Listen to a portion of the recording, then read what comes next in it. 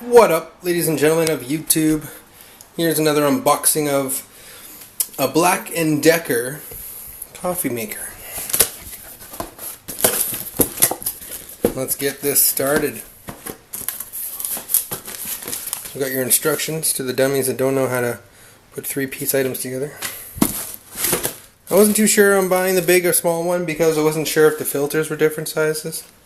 I've only ever had Timmy's coffee. I'm going to get my wife to make my coffee. I think it was time for a new puppy.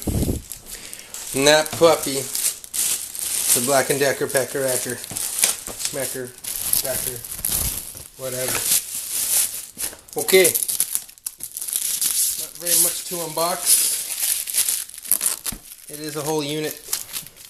It is the G unit of coffee makers.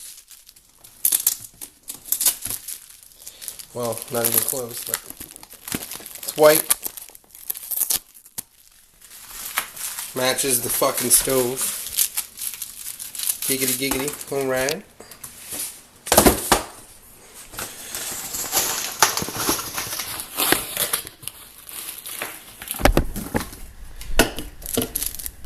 $20. A Canadian Tire.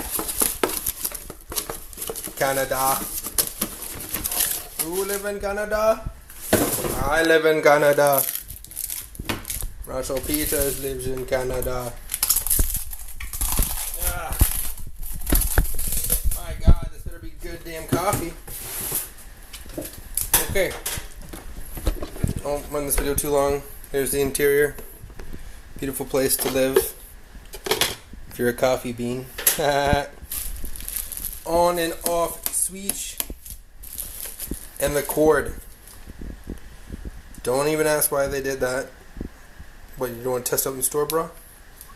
The fuck, can't test out in the store, bro? There you have it. 12 cups of coffee. Bro, I got you. Small one does 5.